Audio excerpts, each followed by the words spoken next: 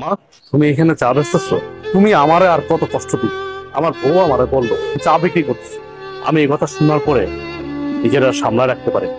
আমি এই জন্য তোমাকে নিতে আসছি। আমি থাকতে তুমি এত কেন কষ্ট করো? ভিক্ষা করো, চা বিক্রি করো, এত কষ্ট দরকার কি তোমার? আমি না তোমার সন্তান? তুমি না আমার জন্ম দিছো? তাহলে এত কষ্ট কেন করো আম্মা? বাবারে, কিছু কিছু কষ্ট সন্তানের ভালোবাসার জন্য করতে হয়। আমি চাই নাই ভালোবাসা, আমি শুধু চাই তুমি আমার পাশে থাকবা, সবসময় আমার পাশে থাকবা। তুমি পিছিয়ে কি করছো না করছো আমি সব ভুলে গেছি। তুমি আমাকে মাফ করে দাও। এখন তুমি আমার সাথে চলো, আমার বাসায় থাকবা, চলো। না বাবা, আমি তো তোর আগেই কইছি আমি যাব না। আমি চাই না তোর সংসারে অশান্তি হোক, তোরা ভালো থাক, এটাই আমি চাই। তুমি এটা কেমন কথা বলতেছো? আমার সংসারে অশান্তি? আমি যেদিন থেকে আমার বউরে বিয়ে করছি সেদিন থেকে তো আমার জীবন অশান্তি শুরু হয়ে গেছে। তুমি আর নতুন করে কি অশান্তি শুরু করবা? অথচ দেখো, আমার বাড়িতে থাকার কথা তোমার, অথচ তুমি না থেকে আমার শ্বশুর থাকতেছে। শ্বশুর থাকতেছে নন স্টপ, দিনের পরে দিন, রাতের পরে রাত, ভালো মন্দ খাইতেছে, ঘুমাইতেছে, ফিরতেছে। অথচ তুমি রাস্তা রাস্তা ভিক্ষা করতেছো, চা বিক্রি করতেছো। খারাপ লাগে না আমার? আমার তো খারাপ লাগে। তোমার তো ন্যূনতম কমন সেন্সটুকু আছে, অথচ আমার শ্বশুরের কোনো কমন সেন্স নেই।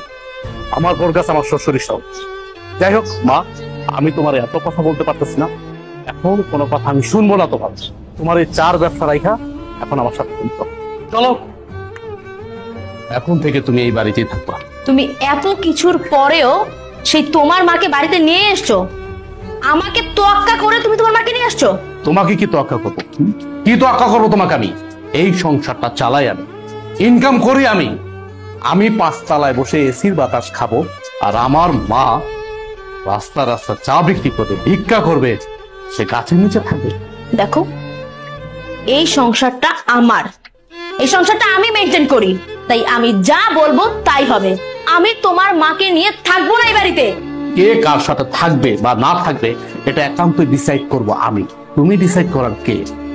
তুমি বলো। আমি কে মানে? আমি তোমার বউ। এই বাড়িটা আমার, আর এই সংসারটাও আমার। এই সংসারের সব দায়িত্ব আমি পালন করি। তুমি তো তেমন কিছুই করো না। সো আমি এই সংসারে যে ডিসিশন দিব সেটাই ফাইনাল। আর তোমার মা তোমার ছোট ভাইয়ের ঘরে টিকতে পারেনি, আমার ঘরে কেন টিকবে? হ্যাঁ, তোমার কি মনে হয় যে উনি অত ভালো একটা মেয়ের সাথে টিকতে পারলো না, আমার সাথে টিকতে পারবে? কখনোই না। আমি তোমার মাকে নিয়ে এই এক ছাদের নিচে কোনো দিনও থাকবো না। এখনো সময় আছে, তোমার মাকে বের করো। বাহ, এই বাড়ি তোমার কথা মতো চলবে। এই বাড়ি আমার, আমি আমার টাকায় কিনেছি, পরিশ্রমের টাকা দিয়ে কিনেছি।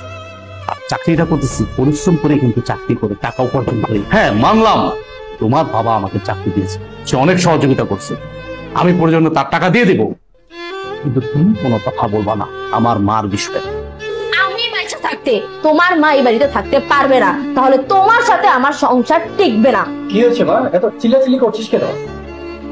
আপনার মেয়ে আমার মাকে এই বাড়ি থেকে বের হয়ে যেতে বলছে। আমার মাকে সে সহ্যই করতে পারতেছে না। আপনি জিজ্ঞেস করেন কেন আমার মাকে সে সহ্য করতে পারতেছে না? আমার মা গরিব, এই জন্য। বাবা দেখো, মহিলার দিকে তাকাও। এই সেই মহিলা যে কিছুক্ষণ আগে আমাদের কাছে চা বিক্রি করেছিল। আর উনি আমাদের কাছ থেকে টাকা কেন নেয়নি জানো? কারণ উনি আমার আদরের শাশুড়ি, আমার এই হাজবেন্ডের একমাত্র মা, ফকিন্নি মা, যার কারণে আমাদের কাছ থেকে টাকাটা তখন নেয়নি সে।